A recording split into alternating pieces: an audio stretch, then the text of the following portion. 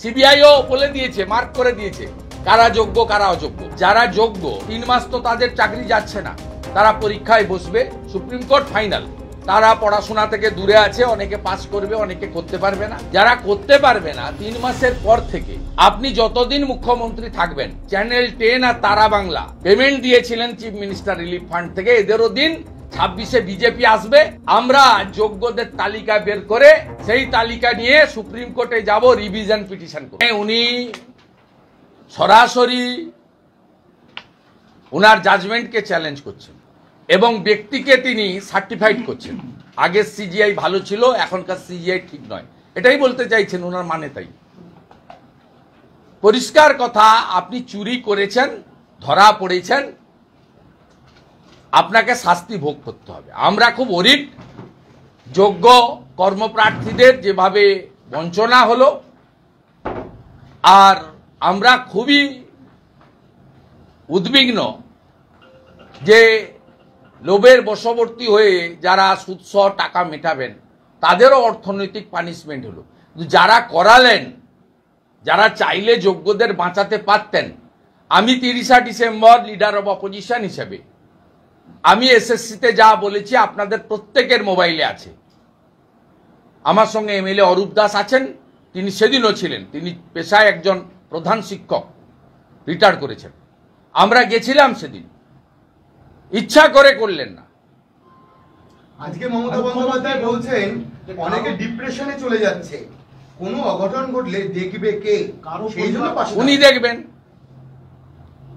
উনাকে তো আমি দুটো প্রস্তাব দিলাম, যারা টাকা দিয়েছে আপনাদের লোকরাই টাকা নিয়েছে, আপনার পার্টি ফান্ডে টাকা এসেছে, আপনার 1600 কোটি টাকা যে ফান্ডে আছে, আপনি ভাইপো বসে ওদেরকে 12% সহ ওদেরকে পার্টি ফান্ড থেকে টাকা দিয়ে দেন।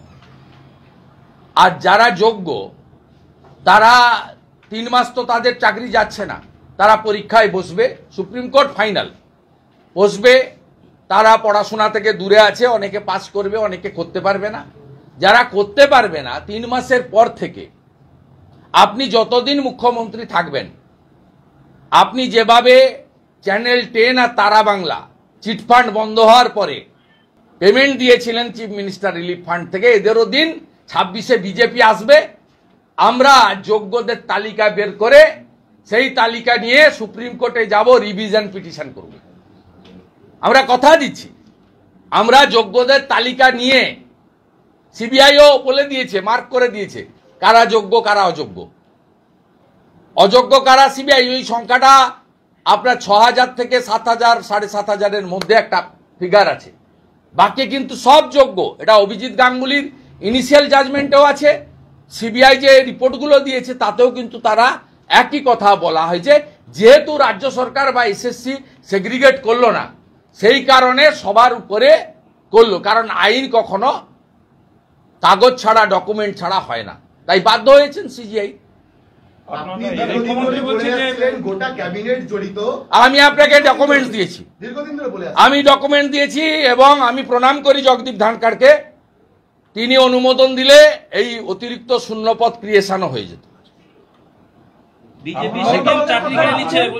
মমতা বন্দ্যোপাধ্যায় বলছেন যে আমরা রেকর্ড খুঁজে বার করব, কেউ কেউ তখন মন্ত্রী ছিলেন, কোন জেলায় বেশি চাকরি পেয়েছে, কোন জেলায় বেশি চাকরি।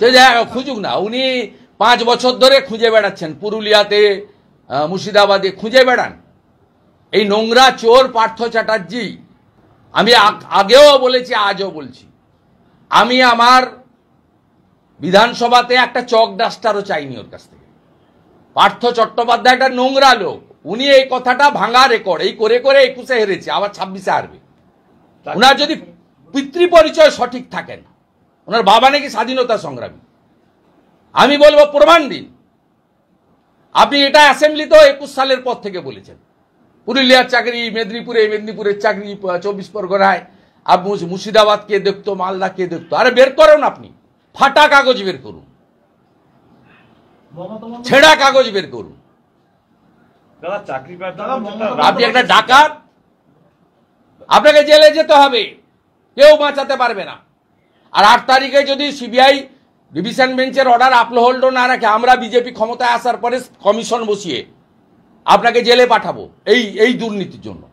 শিক্ষা ব্যবস্থাকে আপনি নিশ্চিন্ত থাকুন, আপনার শেষ পরিণতিটা জেলে। এবং শুধু আপনি নয়, আপনার ভাইপো সহ, যার নাম 73 মিনিটে 73 বার সুজয় কৃষ্ণ ভদ্র বলেছে। আপনি তো পারমিশন দেন না, আজকে 80তম পারমিশন নিয়ে করছি। আপনি তো বারুইপুরে আমার গাড়ি ভাঙলেন, প্রতিদিনই বিজেপি নেতারা আক্রান্ত হয়। নিখিলদের গাড়ি ভাঙলেন, দিলীপ দা তার উন্নয়নের কাজে গেছিল, তাকে মহিলা দিয়ে অসম্মান করলেন। প্রতিদিন করেন তো, কত কর্মী মার খায়, রক্ত পড়ে। করুন। চাকরি প্রার্থী বলেছে রাজ্য সরকার এবং মুখ্যমন্ত্রী দায়ী।